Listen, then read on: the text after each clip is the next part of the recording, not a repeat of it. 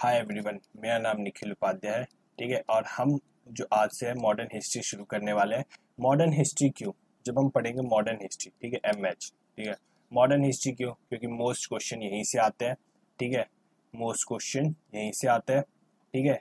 और उसके बाद ये इम्पोर्टेंट भी है क्योंकि हमें जब हम देखते हैं कि एक फेज जब हम कॉलोनाइज हुए थे तब से लेकर इंडिपेंडेंस तक का फेज 1947 का, ये हमें नोन भी होना चाहिए कि हमारे साथ ऐसा क्यों हुआ, क्या क्या प्रॉब्लम्स थी, ठीक है, किसकी वजह से हम कॉलोनाइज हुए, ठीक है। इसलिए हम मॉडर्न हिस्ट्री जानना चाहते हैं। और ये जो कोर्स है वो आप किसी भी एग्जाम के लिए देख सकते हो। मान लो कि आप सीडीएस के लिए देख रहे हो, ठीक है, एफ कैट के लिए देख रहे हो, ठीक है, एसएससी के लिए देख रहे हो, या फिर यूपीएससी के लिए देख रहे हो, ठीक है। मैं उतना डिटेल में भी मतलब ये जो कोर्स है वो एकदम डिटेल्ड कोर्स है कि आपको पता चले कि क्या हुआ था, क्यों हुआ था, ठीक है। और जो ये वीडियो है और एक जो अगली वीडियो आने वाली है, ठीक है, ये दो वीडियो आपके बहुत इंपॉर्टेंट है, ठीक है। ये दो वीडियो आपकी काफ़ी इंपॉर्टेंट जो आगे आने वाली जो वीडियोज़ है ना उनके लिए, क्योंकि अगर आपने इन दो वीडियोज़ को काफ़ी ध्यान से देख लिया ना तो आपको ये पता चले जो बाकी की आने वाली वीडियोज़ है ना ये आपको काफ़ी अच्छे से समझ में आने वाली है, ठीक है। जो इन दो वीडियो में हम क्या करेंगे, पहले तो हम जैसे हल्का सा मिडिवल में जाएंगे, ठीक है। मिडिवल में क्यों? क्योंकि decline of Mughal is the starting of the modern India, ठीक है, मॉडर्न हिस्ट्री हम कहते हैं, ठीक है। पर मैं आपको एग्जैक्ट पॉइंट बताऊंगा कहाँ से हम कहते हैं कि मॉडर्न हिस्ट्री स्टार्ट हुई थी और क्यों उस पॉइंट को कहते हैं। और हम क्या होगा कि मिडिवल जिसे पता होगा, जिसने मिडिवल पढ़ रखी होगी ना, जिसे हिस्ट्री पढ़ रखी होगी उसे तो बहुत आसानी होने वाली है इसे जानने में। जिसे नहीं पता है, जिसे जो बिल्कुल भी नहीं जानता है, हल्का फुल्का जानता है, उसके लिए मैं हल्का सा बैकग्राउंड में जाऊंगा और फिर आपको बताऊंगा मॉडर्न में हम इसकी वजह से हम क्यों कॉलोनाइज हुए थे। फिर वापस जाएंगे, फिर थोड़ा सा ऐसे थोड़ा आगे पीछे करके हम कंप्लीट ये समझ जाएंगे कि मॉडर्न हिस्ट्री में क्या हुआ था, क्यों हुआ था, कैसे हुआ था, ठीक है। पर आप ये मत समझना कि ये मिडिवल पढ़ाने लग गया, वो सोचना तुम्हारा काम है, तुम्हें बस समझना काम है कि क्यों ये हुआ, कैसे हुआ, ठीक है। पर जब हम मॉडर्न हिस्ट्री की शुरुआत करते हैं, ठीक है, रीजंस क्या थे, ठीक है, एक टाइप से तुम मान लो बैकग्राउंड, ठीक है, बैकग्राउंड कह सकते हो। तो एक आता है मनसबदारी सिस्टम, ठीक है, मनसबदारी सिस्टम। अब तुम कहोगे मनसबदारी तो मिडिवल का था, यहाँ पे क्यों पढ़ा रहे हैं? क्यों? क्योंकि ये एकदम कनेक्ट करता है कि मॉडर्न हिस्ट्री क्यों, मतलब क्यों हम कॉलोनाइज हुए थे, ठीक है, क्यों जो एक पावरफुल एम्पायर था मुगल वो टूट गया इतने मतलब हिस्सों में, क्या क्या प्रॉब्लम्स थी, ठीक है। तो मनसबदारी सिस्टम में होता क्या है, ठीक है, इसमें क्या होता है, ये लेके पहले कौन आया था? अकबर लेके आया था, ठीक है। अकबर लेके आया, क्यों लेके आया? इसमें क्या क्या एक इंपॉर्टेंट रैंक दी गई थी, ठीक है, किसे? मिनिस्टर्स को। मिनिस्टर्स को भी इंपॉर्टेंट रैंक क्यों दी गई थी, ठीक है। अब रैंक दी गई, अब उस रैंक के साथ करना क्या था? तुम्हें रैंक तो मिल गई, अब क्या करोगे? तुम्हें नंबर ऑफ, मान लो राजा ने कहा कि तुम्हें एक्स नंबर ऑफ सिपाही अपने अंडर रखने हैं, ठीक है, एक्स नंबर ऑफ सिपाही अपने अंडर रखने हैं, उसके बदले में तुम्हें रैंक दी जाएगी, ठीक है। मिनिस्टर सारे आगे हो गए, ठीक है, हमें ऊंचा औहदा मिल रहा है, उसके बदले में हमें मान लो कि एक्स नंबर ऑफ सिपाही रखने हैं, उसमें तुम्हारे हाथी घोड़े ये सब आ गए, ठीक है। ये सब तुम्हें मेंटेन करके रखने हैं। क्यों मेंटेन करके रखने हैं? क्योंकि अकबर अगर कभी वॉर पे जाता है, ठीक है, कभी वॉर पे गया तो ये एक्स नंबर ऑफ सिपाही उसकी हेल्प करने के लिए आएंगे, ठीक है। कहेगा लाओ, मैंने तुम्हें कहा था 500 घोड़े अपने साथ रखने के लिए, लाओ मुझे दो अबू घोड़े, या मतलब जो भी उनकी सिपाही है, ठीक है। तो फिर ये काम, मतलब इसलिए ये मनसबदारी सिस्टम आया था। अब बात यहाँ पे है कि इन्हें जो है सैलरी देगा कौन, ठीक है, अकबर देगा या मिनिस्टर अपनी पॉकेट मनी से देगा? ये सैलरी देगा तो देगा कौन? इस प्रॉब्लम को ओवरकम करने के लिए, सैलरी को हटाने के लिए एक जो सिस्टम आया था वो आया था जागीरदारी सिस्टम, ठीक है, जागीरदारी सिस्टम। जागीर क्या है? एक टाइप से एक लैंड होती थी, मतलब उस टाइम पे 3 टाइप की लैंड होती थी, उसमें से एक लैंड होती थी जागीर, ठीक है। तो जागीरदारी सिस्टम में होता क्या था, इसमें क्या होता था, लैंड दी जाती थी किसे? इंपॉर्टेंट मिनिस्टर्स को, ठीक है, किसे? इंपॉर्टेंट मिनिस्टर्स को। अब ये इंपॉर्टेंट मिनिस्टर्स को लैंड क्यों दी जाती थी? मैंने तो बताया था सैलरी कैसे दोगे, इस लैंड के द्वारा। इस लैंड पे अब इंपॉर्टेंट मिनिस्टर क्या करेगा? खेती करेगा, जो भी करेगा, मान लो जो भी टैक्स आया, ठीक है, मान लो 100 रुपए जो है टैक्स आया, अब इस 100 रुपए में क्या होगा? 10 रुपए कौन ले लेगा? मिनिस्टर ले लेगा, कहेगा भाई मैं इतना सब कुछ करूँ, 10 रुपए तो ले ही सकता हूँ। 70 रुपए किसकी? सैलरी, ठीक है, और जो भी उनका मतलब जो भी उनका खर्चा है वो 70 रुपए में होगा। और बाकी मान लो जो बच गया, ठीक है, जो लेफ्ट ओवर बच गया, ये किसके पास जाएगा? किंग के पास जाएगा, जो भी लेफ्ट ओवर बच गया, ठीक है। वो तो मैंने एक एग्जाम्पल के लिए बताया था, बाकी उस टाइम क्या होता था, किस बेसिस पे होता, ये बस एक रफ डायग्राम था, ये नहीं कि 100 रुपये ही टैक्स आते थे, ठीक है। अब मैंने तो स्टार्टिंग में, अभी थोड़ा स्टार्टिंग में बताया था कि जागीर जो है ना एक टाइप से लैंड होती थी, ठीक है, उस टाइम पे। तो ये तो एज अ जागीर लैंड दी जाती है, उसके जो भी लेफ्ट ओवर बच गया किंग के पास होता। उस टाइम पे लैंड भी 3 टाइप की होती थी, लैंड 3 टाइप की होती थी, ठीक है। पहली जो होगी जागीर लैंड, ठीक है। दूसरी आ गई खालिसा लैंड, ठीक है, खालिसा। और जो तीसरी लैंड आ गई वो आ गई इनाम, ठीक है। जागीर लैंड मैंने तुम्हें पहले बताया था, जो भी लेफ्ट ओवर बच गया, ये जैसे है, जो भी लेफ्ट ओवर बच जाता है वो जाता है किंग के पास, है ना। और ये अपने इंपॉर्टेंट मिनिस्टर को देता था, तो वही काम इस जागीर लैंड का है। खालिसा लैंड ये पूरी की पूरी किंग के पास रहती थी, ठीक है। इसका जो भी टैक्स कलेक्शन होता ना, जो भी टैक्स कलेक्शन, ऑल टैक्स किसके पास जाता, राजा के पास जा जाता। मान लो 100 रुपये आए हैं तो 100 के 100 किंग के पास जा जाए, कहीं इधर उधर नहीं पड़ता था। अब इनाम, ठीक है, INAM, इनाम से ही पता चलता है इनाम लैंड कौन सी। इनाम क्या हुआ, एक टाइप से गिफ्ट हो गया, कुछ हो गया। तो ये किसी जाती, मान लो टेम्पल हो गए, उस टाइम के मॉस्क हो गए, ठीक है, मतलब जो भी वहाँ पे रिलीजियस वो होते थे, क्या कहते हैं, इंस्टीट्यूशन, उन्हें दिए जाते थे, ठीक है। क्यों, एज अ किंग अब एक कनेक्शन बनाता था लोगों के साथ कि मैं आप जैसा ही हूँ, मैं भी आपके ही भगवान को मानता हूँ और किसी भगवान को नहीं मानता। ये जो दो सिस्टम थे, जागीरदारी और मनसब, ये लेके अकबर आया था, ठीक है। मतलब एज अ अपनी आर्मी और कनेक्शन बनाने के लिए ये सब वगैरह काफ़ी सारे रीजन थे, ठीक है, लेके आया। अब इसकी दिक्कत कहाँ शुरू होने लगी, ठीक है, अब ये क्यों दिक्कत होने लगी, हम ये जो दिक्कत है ना वो औरंगजेब के टाइम पे देखेंगे, ठीक है। ये जो पॉलिसी थी जो अकबर लेके था, उसकी दिक्कत औरंगजेब के टाइम पे होनी शुरू हो गई थी, ठीक है। अब आप कहोगे, मतलब कई कई लोगों को ना एक था ये दिक्कत होगी, कौन सा मुगल किंग आया था, कौन सा नहीं आया था, ठीक है। तो उसे याद रखने के लिए आप एक ये टर्म याद रख लो, भाजसा, ठीक है, भाजसा। बी से बाबर, ठीक है, जिसने मुगल किंगडम की स्थापना की थी। एच से हुमायूं, ठीक है, हुमायूं। फिर ए से अकबर, ठीक है, जिसे हम कहते हैं अकबर द ग्रेट, जो खुद ठीक है। फिर उसके बाद आता है ये जहांगीर, ठीक है। एस से कौन आया, शाहजहां, ठीक है। और ए से औरंगजेब, ठीक है। और मैंने तुम्हें बताया था अकबर ने जो मनसबदारी जागीरदारी सिस्टम लाया था, ठीक है, मनसब, ये जागीर सिस्टम जो लेके आया था, इसकी जो प्रॉब्लम है हम धीरे धीरे करके दिखनी शुरू हो जाती है। मोस्टली जो हमें दिखती है वो आती है औरंगजेब के टाइम पे, ठीक है। औरंगजेब के टाइम पे हमें प्रॉब्लम दिखनी शुरू हो जाती है। अब हमें प्रॉब्लम कैसे दिखती है, ये देखो। इसके टाइम पे क्या था, अब मिनिस्टर जो होते धीरे धीरे करके बढ़ने लग जाते, हर कोई उठ के आ जाता है कि मैं कर सकता हूँ, मुझसे बढ़िया कोई नहीं कर सकता, मैं अपने अंडर में इतनी सिपाही रख लूंगा, मुझे ये लैंड दे दो, मुझे पोस्ट दे दो, ठीक है। अब मिनिस्टर ज्यादा होने लगे, जो जागीर है वो कम होने लगी। जागीर क्या थी, लैंड थी, ठीक है। धीरे धीरे करके लैंड की जो कमी होने लगी।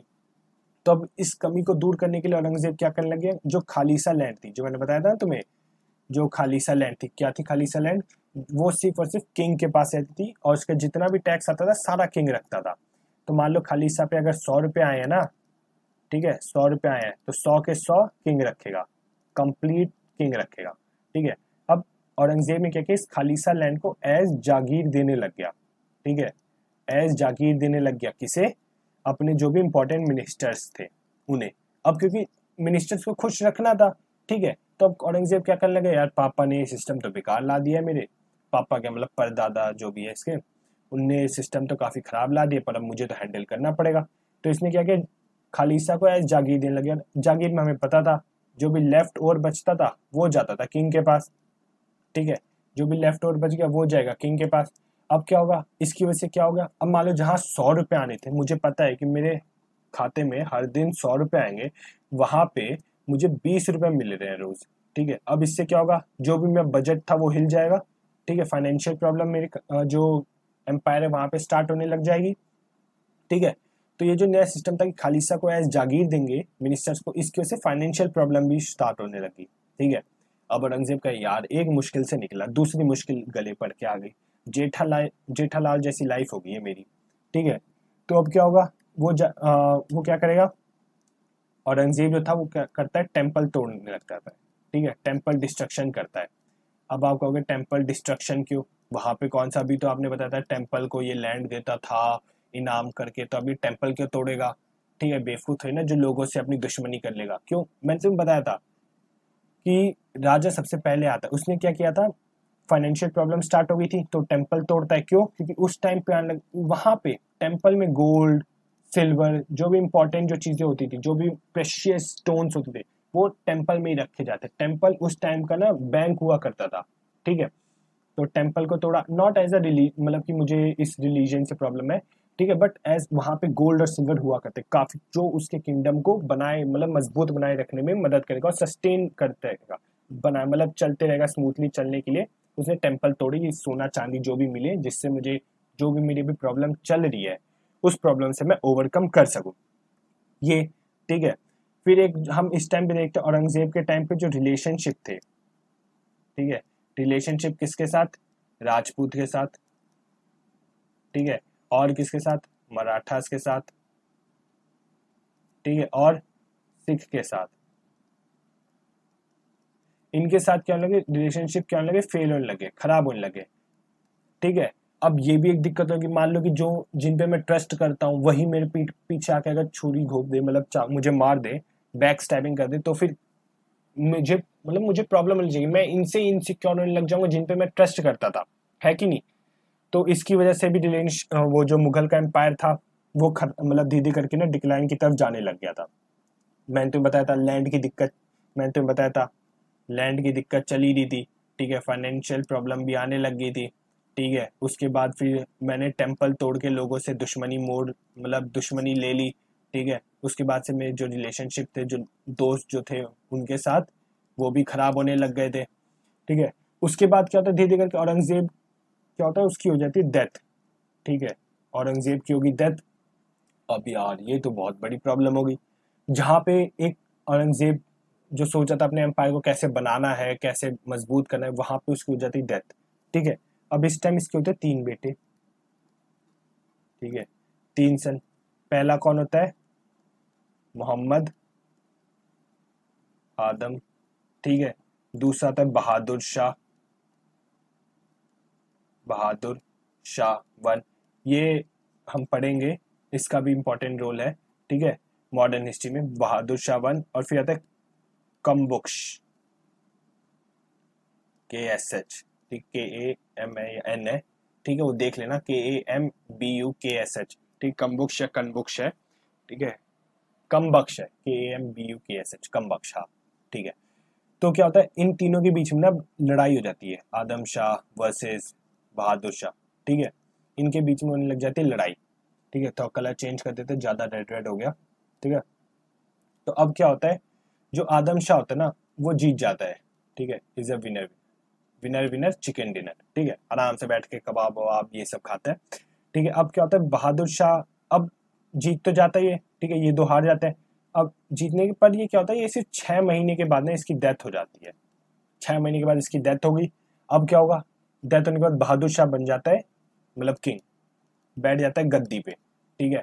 बहादुर शाह कहता है आहा अब मैं राजा बन गया। और ये कब राजा बनता है, 65 ईयर्स, मतलब 65 साल का होता है, बूढ़ा सा राजा बनता है। एक बात बताओ, जहाँ पे एक एम्पायर को एक क्या कहते हैं पावरफुल, मतलब एक यंग एज का एम्पायर चाहिए, तो वहां पे 65-70 साल का एक बुजुर्ग जो है वो एम्पायर संभालेगा तो कैसा होगा, ठीक है।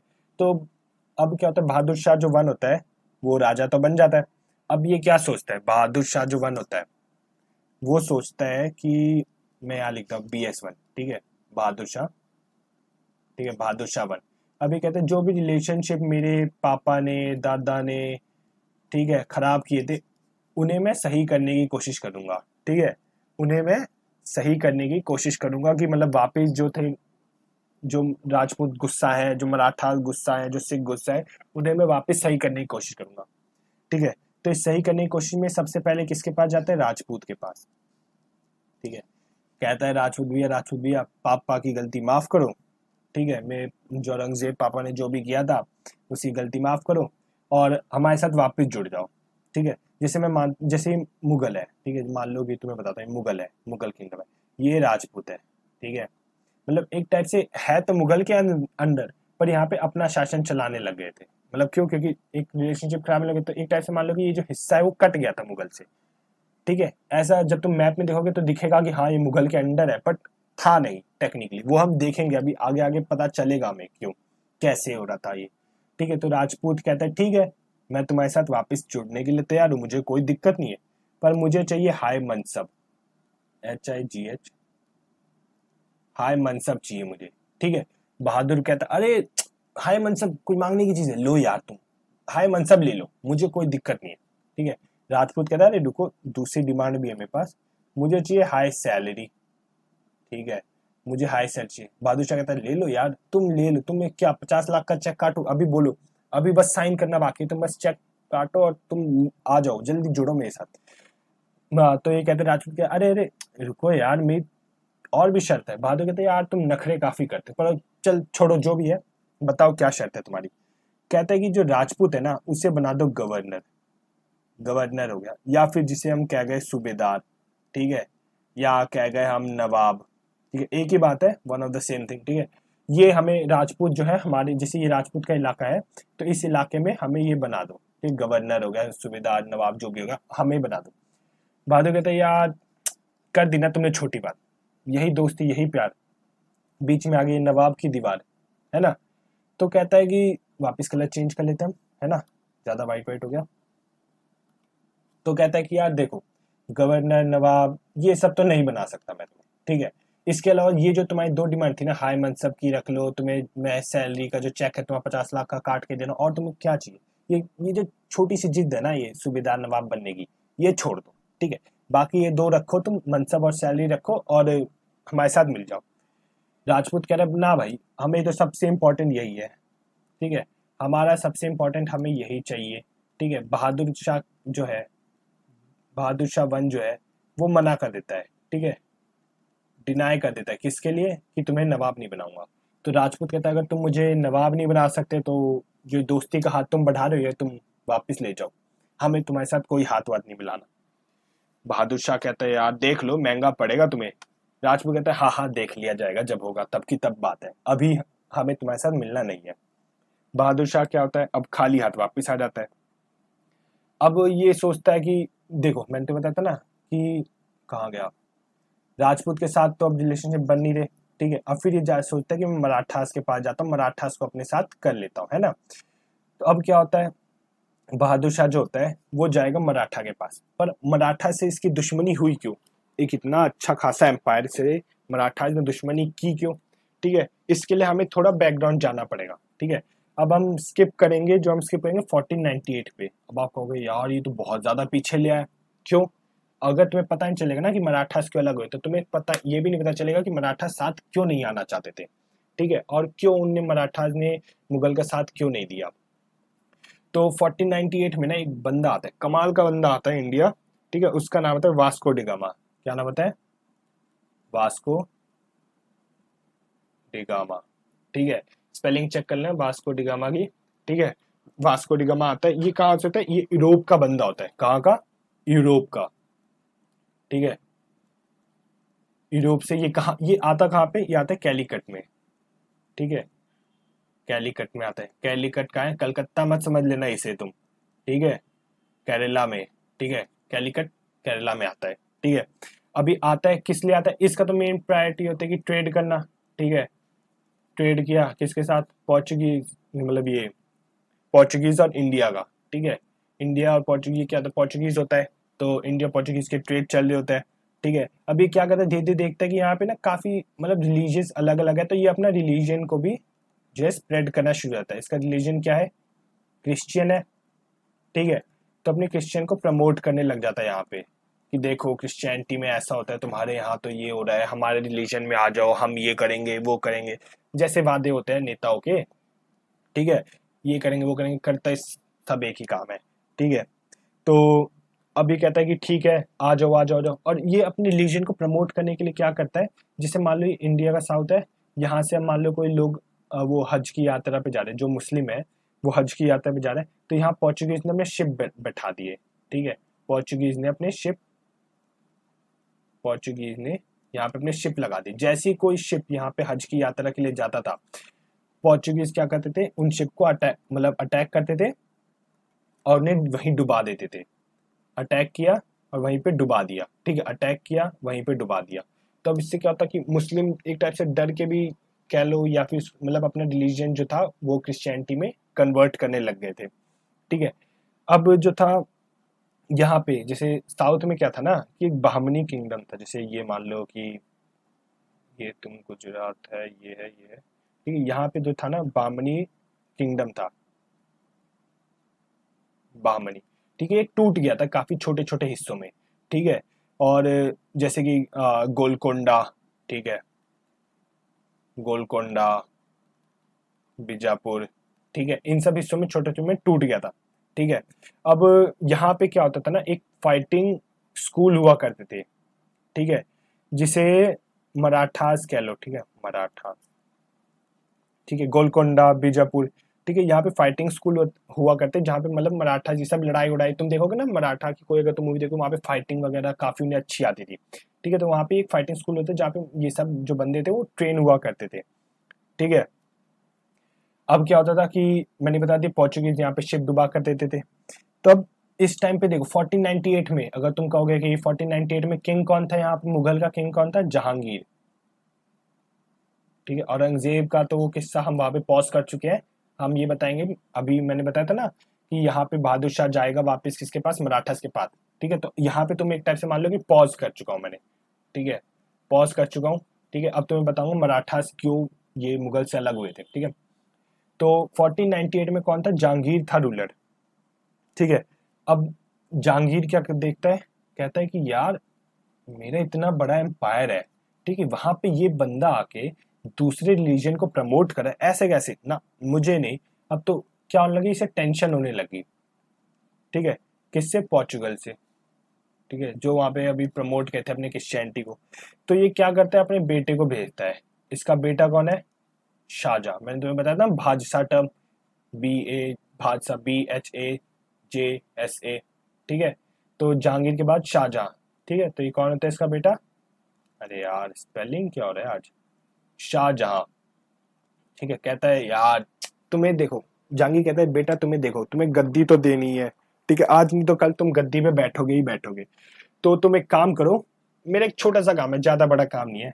तुम ये जो साउथ है ना, यहाँ जाओ, साउथ में जाओ, और यहाँ पे ना पोर्चुगल अपना इन्फ्लुएंस बढ़ा रहे हैं, ठीक है। कौन है यहाँ पे, पोर्चुगल क्या करे, अपना इन्फ्लुएंस जो है ना बढ़ा रहे हैं। तुम जाओ, इन पे अटैक करो और इन्हें यहाँ से भगा दो, ठीक है। और इससे तुम्हारी काबिलियत का भी पता चल जाएगा कि तुम कितने सही हो कितने नहीं हो, ठीक है, तुम गद्दी पे बैठने के लायक हो भी कि नहीं हो, या मैं सिर्फ ऐसी सोच रहा हूँ कि तुम्हें एक गद्दी दे दूं, ठीक है। तो शाहजहां क्या करता है, जो SJ लिख रहे हैं, ठीक है, शाहजहां, ठीक है। शाहजहां क्या करता है, इसकी एक प्लानिंग होती है कि जैसे मान लो कि छोटे छोटे एरिया को ना, क्या कहता है, स्मॉल एरिया को कैप्चर करो, ठीक है।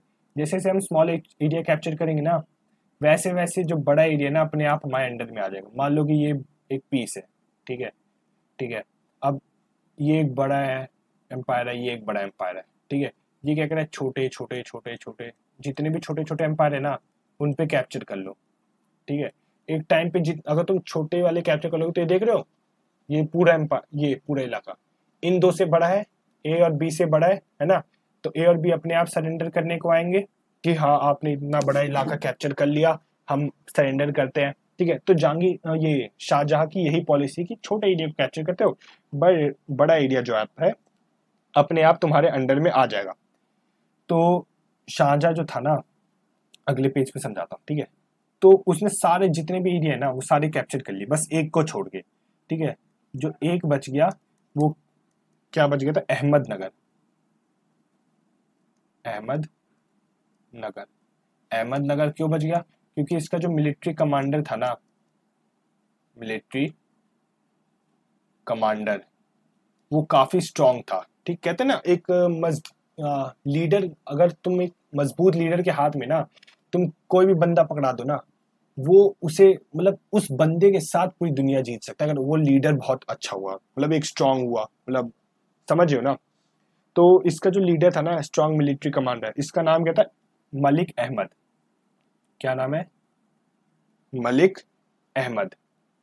ठीक है, मलिक अहमद एक बहुत स्ट्रांग मिलिट्री कमांडर था अहमदनगर का। ठीक है, अब क्या होता है कि जैसे राजा ने जितने भी जो स्टेट देखो यहाँ पे जितने भी इसने स्मॉल कैप्चर किए ना, वो किसके बदौलत किए थे? वो किए थे अलायंस की वजह से, ठीक है, प्लस वॉर की वजह से। कहते तुम मेरे साथ जुड़ जाओ वरना तुम्हें हम धो डालेंगे, है ना। जो डरने लग गए उनने अलायंस बना लिया, जो कहते नहीं हम क्या कहते लड़ेंगे, उनने क्या कहते लड़ाई की और हार गए, क्योंकि यार मुगल उस टाइम पे काफी बड़ा एम्पायर था। ठीक है, तो अब इस मैंने तुम्हें बताया था ना कि एक तुम्हें यहाँ पे बताया था, ये देखो कि बामनी किंगडम था, काफी छोटे छोटे हिस्सों में टूट गया था, गोलकंडा बीजापुर, यहाँ पे एक फाइटिंग स्कूल हुआ करता था। ठीक है, जहाँ पे ये फाइटिंग स्कूल हुआ करता था। ठीक है, अब क्या होने लग गया कि जो राजाओं थे ना, जो यहाँ पे स्मॉल स्मॉल एरिया थे, जैसे मान लो कि ये एरिया है, ठीक है, ये एक का एरिया है, ये एक का एरिया है, ये एक का एरिया, ये एक का एरिया। ठीक है, बामनी किंगडम था, इसके अंदर ये ए बी सी डी काफी सारे सारे वो क्या कहते हैं किंग अलग अलग आने लग गए थे। ठीक है, तो उसने क्या किया था, अब यहाँ पे जो फाइटिंग स्कूल हुआ करते ये छोटे छोटे छोटे छोटे, ठीक है, मराठा जिसमें थे। ठीक है, तो ए ने कहा यार तुम देखो तुम फालतू में लड़ रहे हो, तुम मेरे अंडर में आ जाओ इतने। डी ने कहा जो बाकी बच गए मेरे में आ जाओ। सी कह रहा है तुम आप मेरे में आ जाओ, डी मेरे में आ जाओ। मतलब मान लो कि 4 मराठा है ना, तो चारों एक एक में चले गए। ठीक है, इस वजह से क्या होगा, उनकी जो किंगडम जो था उस टाइम पे, जो ये छोटे छोटे जिसे दिखा रहे ना, ये छोटे छोटे से ये पावरफुल होने लग गए थे। ठीक है, तो शाहजहां को पता था कि मराठा बहुत पावरफुल है, तो उसने क्या किया था कि मराठास के पास गया, शाहजहां गया मराठा के पास। ठीक है, मराठा के पास गया और कहा देखो तुम इनके साथ मतलब रहोगे, तुम भी पेले जाओगे। ठीक है, और इन्हें तो मैं पेलने वाला हूँ, ठीक है, इन्हें तो मैं बहुत गंदा मारने वाला हूँ, क्योंकि मेरे साथ अब लड़ने को वो रखे हैं कि हम आपके साथ अलायंस नहीं बनाएंगे, हम आपके साथ वॉर करेंगे, तो ये छोटे वाले किंगडम तो जाने वाले हैं। अब तुम देखो तुम्हें किसके साथ रहना है, जीतने वाली साइड रहना है या हारने वाली साइड रहना है। तो मराठास को अपनी तरफ कर ले जाए। ठीक है, उस टाइम पे जो मराठा का लीडर था वो कौन था? शाहजी भोसले। शाहजी भोसले। जब हम पढ़ेंगे ना कि Maratha war, Anglo Maratha war, तब मैं बताऊंगा शाहजी भोसले, ठीक है, उनके बेटे वगैरह इन सब के बारे में। ठीक है, तो उस टाइम पे मराठा का लीडर कौन था? शाहजी भोसले। तो वो एग्री कर जाता है, कहता है ठीक है हम आपके साथ मतलब शाहजहां के साथ जुड़ जाएंगे, और हम ये जो है ना ए बी सी डी जो भी ये एम्पायर नए नए बने हैं इनका साथ हम नहीं देंगे। ठीक है, और रिटर्न में जो शाहजहां था उसने शाहजी भोसले को क्या दिया? हाय मनसब। ठीक है, हाय मनसब, ठीक है, और जागीर दे दी। किसकी? पुणे की। ठीक है, तो शाहजी भोसले ने कहा ये तो बहुत अच्छा है, मैं आपके साथ जुड़ भी गया, आपने मुझे हाय मनसब भी दे दी, जागीर भी दे दी, और बाकी मैंने आपकी काफी मदद की, आप भी मेरी मदद करोगे, ये सब था।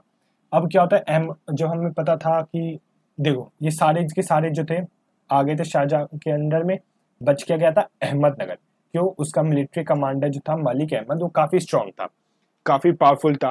ठीक है, लॉयल था अपने उससे लेके, क्या कहते हैं यहाँ पे लिख सकते हैं कि लॉयल था अपने एम्पायर को लेके। ठीक है, बाकी जो बिक गए थे उनकी तरह नहीं थे। और ये एक और था, ये डिपेंडेंट नहीं था किस पे? मराठास के ऊपर। जो बाकी सारे जो किंगडम थे वो मराठास के ऊपर डिपेंडेंट थे, पर ये जो था ये मराठास के ऊपर डिपेंडेंट नहीं था। अब कहते ना कि कभी ना कभी तो मरेगा, शाहजहां वेट करता। अब मलिक अहमद जो था ना उसकी होगी डेथ। ठीक है, फिर उसके बाद इसका जो बेटा था, ठीक है, एक टाइप से मतलब जो उस टाइम पे जो किंग वगैरह मान लो एक टाइप से मतलब पपेट ही थे हम कह सकते हैं, क्योंकि अगर जो मिलिट्री कमांडर इतना सब कुछ कर रहा है तो एक टाइप से किंग कह सकते हो, पपेट था। ठीक है, जो इसका सन था, इसके बेटे का नाम क्या था? इसके बेटे का नाम था फतेह खान। ठीक है, क्या नाम था इसके बेटे का? फतेह खान। ठीक है, फतेह खान जैसे ही गद्दी पे बैठा, इसने सीधा गया किसके पास? शाहजहां के पास। ठीक है, शाहजहां के पास। ठीक है, इसने कहा देखो पापा ने जो कहा, पापा ने जो जो भी तुम्हारे से लड़ाई की या जो भी है उसे माफ कर दो, और ये जो तुम्हारा अहमदनगर है वो तुम अपने अंडर ले लो, और बदले में मुझे मतलब क्या कहते हैं ये दे दो, मतलब जो भी है मैं बस आपके अंडर रहना चाहता हूँ। तो शाहजहां जो था ना इससे काफी खुश हो गया। शाहजहां ने कहा अरे वाह, जिससे मैं लड़के जीतने की कोशिश कर रहा था तुमने ऐसी ला के दे दिया, ये तो काफी अच्छा किया। तो शाहजहां ने क्या किया? फतेह खान को हाय मनसब दे दी। ठीक है, हाय मनसब दे दी, और जागीर दे दी, ठीक है। और ये जो हाय मनसब जागीर दी थी, ये हाय मनसब और जागीर तुम्हें याद होगा, मैंने तुम्हें इस पिछले वाले में बताया था, हाय मनसब और जागीर पुणे की ये शाहजी भोसले को दी थी, है ना। तो शाहजी भोसले से छीन के, इससे स्नैच कह लो, छीन के इसने किसे दे दी, फतेह खान को दे दी, ठीक है। अब फतेह खान को दे दी। अब तुम्हें देखो, अब तुम्हें अगर थोड़ा कंफ्यूजन है तो मैं बता देता हूँ। शाहजहां ने क्या किया, जितने भी छोटे इलाके थे ना उसे कैप्चर कर लिया, किसी के साथ अलायंस बनाई, किसी के साथ वॉर किया, ठीक है। और अब अलायंस इसने क्या मतलब जो बन गए, ठीक है, जो वॉर करना चाहते थे उसने क्या किया, शाहजहां को पता था मराठास काफी पावरफुल है, तो उसने सीधा मराठास के पास गया, कह रहा तुम यार इनके साथ लड़ोगे, मतलब इनके साथ रह के हमारे अगेंस्ट लड़ोगे तुम, मतलब एक तो तुम्हें पेले जाओगे, तुम्हें बहुत गंदा तुम हारोगे, ठीक है। तो तुम हमारे साथ आ जाओ, उसके बदले हम तुम्हें हाय मनसब देंगे, जागीर देंगे पुणे की, ठीक है। देखो और कितना फायदा है तुम्हारा। उस टाइम के मराठा के जो लीडर थे वो थे शाहजी भोसले, ठीक है। तो शाहजी भोसले मान जाते हैं, पर एक जगह जो रहती है अहमदनगर, उसका मिलिट्री कमांडर जो होता है मलिक अहमद, वो काफी लॉयल होता है और वो मराठा के ऊपर डिपेंडेंट नहीं होता। इसकी वजह से वो क्या कहते हैं, अपने किंगडम को बचाने में काबिल हो, मतलब वो सक्षम होता है, ठीक है, कैपेबल होता है। तो अब मालिक अहमद की डेथ हो जाती है, ठीक है। उसके बाद उसका जो बेटा होता है फतेह खान जो होता है, बनता है, गद्दी पे बैठता है, और वो सीधा जाता है शाहजहां के पास और कहता है कि देखो आप ना अहमदनगर को अपने अंडर ले लो, बस मुझे कुछ मत करो और मेरे एम्पायर को कुछ मत करो, डिस्ट्रॉय वगैरह कुछ मत करो। तो शाहजहां क्या करता है, जो भी हाय मनसब और जागीर उसने शाहजी भोसले को दी थी, ठीक है, वो लेके फतेह खान को देता है। अब मान लो कि मैंने आपको, मान ये शाहजी भोसले है, ठीक है, और ये फतेह खान है, ठीक है, और ये बीच में शाहजहां है। एक तरफ तुम देखोगे शाहजी भोसले, ठीक है, एक तरफ देखोगे फतेह खान, और बीच में जो थे वो थे शाहजहां। शाहजहां ने क्या किया, पहले शाहजी भोसले को मनसब दे दी, ठीक है, हाई सैलरी दे दी, ठीक है, उसके बाद जागीर दे दी, किसकी, पुणे की, ठीक है। अब क्या होता था, अब फतेह खान ने अपनी जमीनें ये जो क्या इसके शाहजहां के अंडर में ला दिया, तो शाहजहां ने क्या किया, ये जो हाई मनसब हाई सैलरी पुणे जो थी वो फतेह खान को दे दी, ठीक है, शाहजी भोसले से खींच के। तो अब शाहजी भोसले कह रहे हैं कि यार जब मेरा काम था तब आप कह रहे थे कि हाँ जी हाँ जी हाँ जी, अब जब काम खत्म हो गया तो तू कौन, ठीक है, बहुत बढ़िया। तो शाह इसकी वजह से जो मराठास थे ना वो काफी गुस्सा हो गए थे, जिसके अब देखते हो ये जरूरी नहीं है कि अब क्या होता, रिलेशनशिप कहाँ से पहले से ही ये जहांगीर के टाइम से ही खराब होने लग गए थे, औरंगजेब जहांगीर, ठीक है। तुम देखते हो राजपूत के पास, जब हमें पता था ये क्या कहते हैं, बहादुर शाह राजपूत के पास गया था, ठीक है, बट सही नहीं कर पाया। फिर उसके बाद मैंने तुम्हें बता दिया मराठा से इनके रिलेशनशिप क्यों खराब हुए थे और कब से खराब होने लग गए थे। तो अब जो बहादुर शाह था, जो बहादुर शाह था जहांगीर, वो औरंगजेब का बेटा, ठीक है, वो जाता है मराठास के पास, ठीक है, कहता है मराठा भैया देखो, मेरे दादाजी ने, उनके पापा ने जो भी, या मेरे पापा ने जो भी किया वो गलत किया, ठीक है, मैं आपके साथ दोस्ती का हाथ बटाने आया हूँ, ठीक है, आप मेरे साथ दोस्ती कर लो। मराठा कहता ओहो, चलो कोई नहीं, दे वो कहते ना, सुबह का भूला अगर शाम को घर आए तो उसे भूला नहीं कहते। तो चलो ठीक है, मेरे पास सिर्फ दो डिमांड है, ज्यादा नहीं, दो डिमांड है, ठीक है। बहादुर शाह कहता है कोई नहीं, बताओ, दो ही डिमांड है, मैं पूरी कर सकता हूँ, मैं यार मुगल का राजा हूँ, तुम बताओ, तुम्हारी सिर्फ दो डिमांड पूरी नहीं कर सकता। वो कहता है इतना मत उछलो, पहले डिमांड तो सुन लो। बहादुर शाह कहता है हाँ हाँ बताओ। जो पहली डिमांड है, ठीक है, वो ये है कि मुझे चौथ कलेक्ट करने की परमिशन दो। चौथ ये क्या होता है, एक टाइप का टैक्स होता था, ठीक है। इसमें क्या होता था, मान लो कि तुमने 1000 रुपए कह रहा हूँ, 1000 kg कोई गेहूं उगाया है, तो उसका 1/4, ठीक है, जो इसका 1/4 होगा ये मराठा अपने पास रखेंगे। 1/4 कितना हुआ, 250 kg, ये कौन, मराठा अपने पास रखेंगे, ठीक है, मराठा जो है अपने पास रखेंगे इसका 1/4। और बहादुर कहता है बस इतना सा रखो, लो डन, तुम्हारे लिए यार 1/4, तुम मर्जी है, तुम रख लो 250 kg, तुम चौथ कलेक्ट कर लो, हमें कोई दिक्कत हुई ना। फिर कहते हैं अच्छा आपको दिक्कत नहीं है, बहादुर शाह कहता है नहीं, ठीक है फिर ये लो, एक और दूसरी डिमांड भी है। बहादुर कहता है बताओ। जो हमारी दूसरी है वो है सरदेशमुखी कलेक्ट करने का हमें राइट दे दो। सरदेशमुखी, सरदेशमुखी क्या है, वो भी एक टैक्स है, ठीक है। अब सरदेशमुखी क्या टैक्स है? सरदेशमुखी वो है कि जो चौथ का 1/4, जो चौथ हमने कलेक्ट किया है ना, उसका 1/4 हम अपने पास रखेंगे, ठीक है, मराठा के पास रखेंगे। चौथ मान लो कि 250 kg आया, ठीक है, उसका 1/4 कितना हुआ? नहीं, 1/4 नहीं, 1/10, sorry sorry sorry sorry sorry, 1/10 कितना? 1/10, चौथ का 1/10 हम रखेंगे, ठीक है। अब 1/10 कितना हुआ? 25 kg, ठीक है। अरे यार क्या हो रहा है? 25 kg, ठीक है। 25 kg जो है ना वो हम रखेंगे। अब टोटल कितना हुआ? 250 plus 25 is equal to 275 kg जो है मराठा रखेंगे।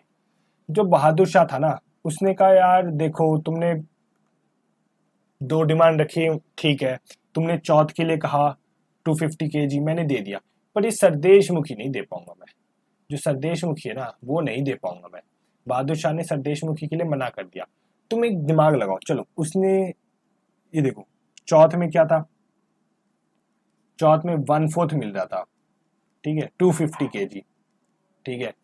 सरदेशमुखी में, सरदेशमुखी में सिर्फ 25 kg मिल रहा था, ठीक है। चौथ का 1/10 है ना, तो कौन सा ज्यादा है?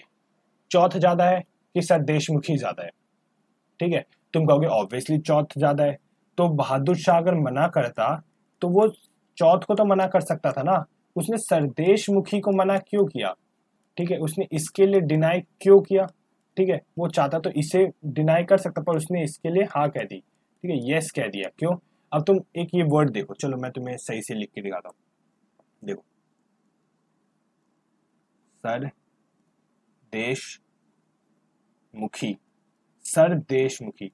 तुम एक ये देखो, अगर मैं इस वर्ड को, अगर मैं इस वर्ड को तोड़ता हूं, ठीक है, तुम कहोगे कि क्या है ये वगैरह, तुम ये चीज देखोगे, देश, ठीक है, देश, ठीक है, ये क्या हो? देश, मुखी, मुखिया, ठीक है, लीडर, रूलर, ठीक है, देश का मुखिया, ठीक है, head of the country, head of the place, ठीक है, देश का मुखिया, सर देशमुखी। तो अगर ये टैक्स करने की राइट, अगर ये टैक्स कलेक्ट करने का राइट ना ये मराठास को दे देते, तो एक टाइप से मराठा क्या होता, उस इलाके के मुखिया बन जाते, उस इलाके का वो बन जाते रूलर, ठीक है। तो इसलिए मान लो इस टैक्स की क्वांटिटी जो थी ना वो मतलब सिर्फ 25 kg थी, ठीक है, बट जो हम देखेंगे सरदेशमुखी का जो वो था औधा, एक टाइप से टैक्स कलेक्ट जो करता वो एक देश का मुखिया बन जाता था, ठीक है। इसलिए बहादुर शाह ने इसे मना कर दिया, ठीक है। अब जो थे मराठास ने कहा कि आप हमारी दोनों डिमांडें, जो मराठास की जो दोनों डिमांड थी वो आप मानने को तैयार नहीं है, तो मराठास ने भी कहा ओके बाय टाटा खत्म, ठीक है, ओके बाय टाटा खत्म। मराठास ने कहा ठीक है बहादुर भी, आप भी खाली हाथ, आप खाली हाथ घर जाओ, हम आपके साथ रिश्ता बनाने में इंटरेस्टेड हैं ही, ठीक है। रिलेशनशिप खराब होने लग गए थे। फिर अब हमने देख लिया, हमने जो अब तक देखा वो ये देखा कि जो बहादुर शाह थे वो गए राजपूत के पास, ठीक है, नहीं बना कुछ भी। गए मराठास के पास, ठीक है, नहीं बना रिलेशनशिप, ठीक है। वो गए फिर किस, अब जो बहादुर शाह जाएंगे, अब सिख भी तो बच रहा है ना, सिख के पास जाएंगे, ठीक है। तो अब सिख के पास जब जाते हैं ना, तो उस टाइम पे सिख के जो गुरु होते हैं वो होते हैं गुरु गोविंद सिंह, ठीक है। ये मान जाते हैं, कहते हैं अरे आप हमारे भाई हो, हमारे धर्म में लिखा है कि हम माफ कर देते हैं, ठीक है, हमें आपसे कोई दिक्कत नहीं है, आप हमारे साथ आ सकते हो, मतलब मैं, हम आपके साथ आने को तैयार है। और ये क्या करता है, अलायंस बना लेता है, ठीक है। अब इनकी हो जाती है डेथ, कहते हैं एक डेथ ही तो है जो काम खराब कर देता है। औरंगजेब बना था, उसकी डेथ हो गई थी, ठीक है, फिर बहादुर शाह आ गया। अब गुरु गोविंद सिंह अलायंस बना रहे, गुरु गोविंद सिंह की डेथ हो गई। अब इसके जो डेथ के बाद ना नया गुरु जो आता है उनका नाम होता है बंदा सिंह बहादुर, ठीक है, क्या नाम होता है? बंदा सिंह बहादुर। इसने कहा देखो जो पास्ट के जो पिछले गुरु थे ना, उनने जो भी कहा उससे मतलब नहीं है, हम आपके साथ अलायंस नहीं बनाना चाहते। अब ये बात जो थी ना, बहादुर शाह को बुरी लग गई। बहादुर शाह जो था उसे बात बुरी लग गई, बुरी लग गई। कह रहा एक पल को तो तुम कह रहे हो कि हमारे साथ आओगे, दूसरे पल कह रहे हो नहीं आओगे।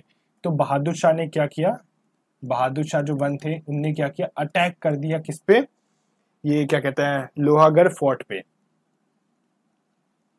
लोहागढ़ फोर्ट पे अटैक कर दिया। ये किसके अंडर में था, ये सिख के अंडर में था, ठीक है, सिख के अंडर में था, और अटैक कर दिया, ठीक है, और जीत गया। ठीक है, लोहागढ़ फोर्ट अब किसके अंदर, बहादुर शाह के अंदर आ गया। तो सिख जो थे, ठीक है, जो सिख मतलब जो अभी क्या कहते हैं बंदा सिख बहादुर के अंडर में थे, उनने वापस अटैक किया किस पे, बहादुर शाह पे अटैक किया, और लोहागढ़ फोर्ट को अपने अंडर में ले आए, अंडर सिख, ठीक है, वापस ले आए। एक टाइम पे लोहागढ़ फोर्ट बहादुर शाह के पास गया, दूसरे अटैक में क्या कहता है लोहागढ़ फोर्ट वापस सिख के पास आ गया। ठीक है, यहां तक जो आपको बात क्लियर हो गई होगी, ये बात क्लियर हुई होगी कि क्या कहते हैं, जो मैं अगर आपको एक रिव्यू दे देता हूँ पीछे से, ठीक है, कि क्या हुआ था क्या नहीं हुआ था, ठीक है। हाँ ये कहाँ गया, हाँ देखो, अकबर ने क्या किया था, मनसबदारी सिस्टम लेके आया था। मनसबदारी की वजह से क्या होता, लैंड की जो थी ना कमी पड़ने लगी थी, ठीक है। अब इस कमी को दूर करने के लिए, ठीक है, जो क्या होता मतलब लैंड की कमी पड़ने लगी, तो औरंगजेब ने क्या किया, ये जो लैंड थे ना, ये जो खालिसा और इना जो खालिसा लैंड था उसे एज अ जागीर देने लग गया। जागीर देने की वजह से क्या हो, फाइनेंशियल प्रॉब्लम होने लगी। फाइनेंशियल प्रॉब्लम को ओवरकम करने के लिए उसने क्या किया, टेम्पल तोड़े, ठीक है, टेम्पल तोड़ने की वजह से गोल्ड सिल्वर जो भी मिला था वो आने लगे थे। उस टाइम पे एक और प्रॉब्लम आने लगी कि जो भी रिलेशनशिप थे राजपूत मराठा सिख के, जो मैंने अभी आपको थोड़ी देर पहले बताया था, ठीक है, वो भी फेल होने लग गए थे। और फिर ये हमने प्रॉब्लम देखी, लैंड फाइनेंस टेम्पल रिलेशनशिप, ये सब धीरे करके खराब होने लग गए थे। फिर उसके बाद औरंगजेब की डेथ हो जाती है। फिर उसके बाद मोहम्मद ये आदम शाह जो है क्या कहते हैं बनता है, मतलब रूलर बनता है, पर 6 महीने रहता है, फिर बहादुर शाह राजा बन जाता है। वो सोचता है मेरे पापा ने जो गलती की उसे मैं सही कर दूं, तो वो क्या करता है कि रिलेशनशिप सुधारने की कोशिश करता है, राजपूत के साथ पास जाता है पर मना हो जाता है। फिर हम देखते हैं कि कैसे मतलब मराठा जो थे, मराठास एक एज अ पावरफुल इमर्ज हुए थे। फिर जहांगीर को टेंशन होने लगी थी कि जो पोर्चुगल आए थे, जो वास्को डिगामा आया था 1498 में, अपने क्रिश्चियनिटी धर्म को प्रमोट करने लग गया था। तो उसने क्या किया, जहांगीर मतलब जहांगीर ने शाहजहाँ को भेजा, उसने कहा पोर्चुगल का ये इन्फ्लुएंस हटाओ यहाँ से। अब उसने क्या किया, छोटे छोटे इलाकों को कैप्चर किया। छोटे छोटे मतलब जो भी इलाके अगर जब कैप्चर होंगे तो जो पोर्चुगल है वो अपने आप उस इलाकों से हटेंगे, क्योंकि अब वो मुगल के अंडर आने लग गया। तो एक जो इलाका बच जाता है वो आता है अहमदनगर। उसका मिलिट्री कमांड काफी स्ट्रांग होता है। जो भी शाहजहां ने इलाके जो कैप्चर किए थे वो अलायंस और वॉर की वजह से किए थे, और उसने मराठास के साथ एक टाई बना लिया था कि जितने भी हम इलाकों पे अटैक करने वाले हैं ना, आप उनका साथ मत दो, उसके बदले में हम आपको हाई मनसब और जागीर देंगे, ठीक है। तो शाह उस टाइम पे जो लीडर थे वो थे शाहजी भोसले, ठीक है, वो मान जाते हैं, और शाहजहां उन्हें फिर मनसब हाई सैलरी जागीर पुणे की पकड़ा देता है। पर जो अहमदनगर होता है ना, उसका जब मिलिट्री कमांडर की डेथ होती है और फतेह खान जब गद्दी पे बैठता है, तो वो जाता है शाहजहां के पास और कहता है कि भैया देखो मेरे पापा ने जो भी किया उसके लिए माफी मांगता हूँ, और आप मुझे ये मतलब आप मुझे अपने अंडर में ले लो, ठीक है। तो शाहजहां काफी खुश होता है, और वो शाहजी को दिए हुए मनसब हाई सैलरी जागीर जो भी दिया जाता है वो फतेह खान को देता है। इसकी वजह से मराठास काफी गुस्सा होता है कि एक जब आपको काम था तब जी जी, जब काम नहीं तो तू कौन, ठीक है। उसके बाद जब बहादुर शाह मराठास के पास जाता है, कहता है यार मेरे पापा ने गलत किया, मैं मानता हूँ, मैं आपके साथ खड़ा हूँ, ठीक है। तो मराठा कहता है हमें बोलने से मतलब नहीं, हमारी ये दो डिमांड है पूरी करो तब माने। बहादुर कहता है ठीक है। एक होता है चौथ, एक होता है सरदेशमुखी। चौथ क्या होता है, 1/4 ऑफ टोटल जो भी उनने उगाया है, और सरदेशमुखी क्या है, 1/10 ऑफ जो भी चौथ उनने कलेक्ट किया है।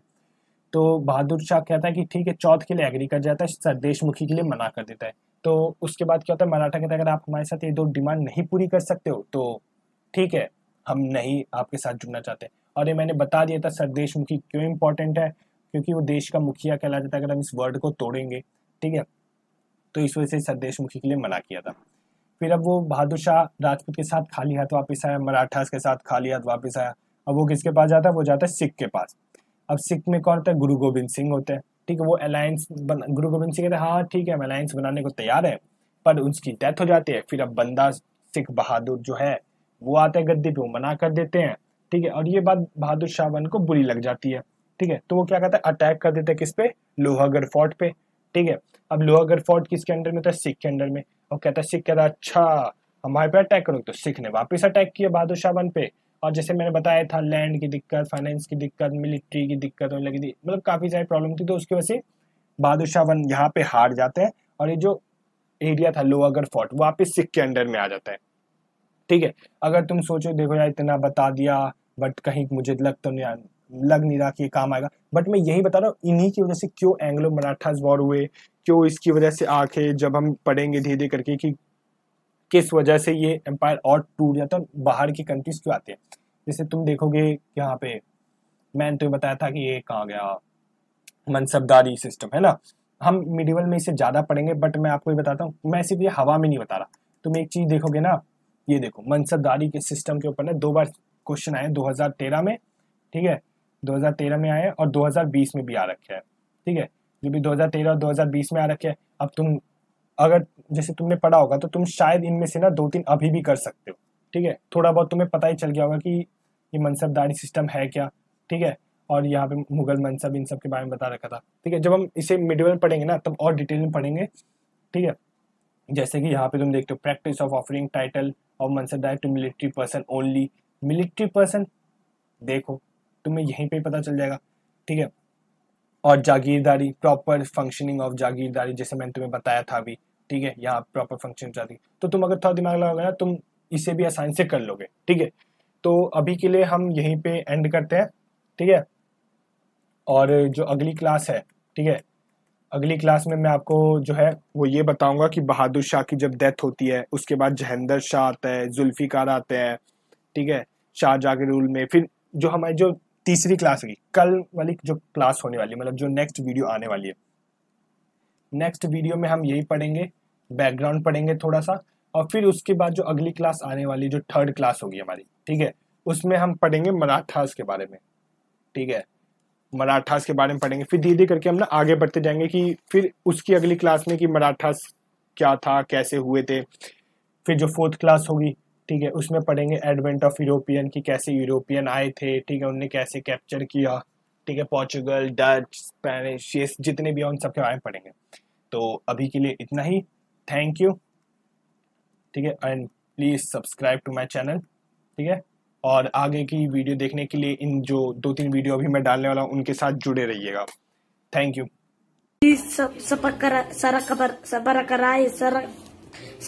Whatever.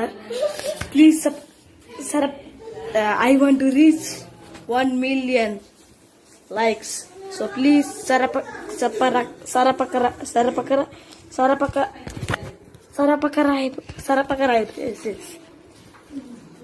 Okay, thank you.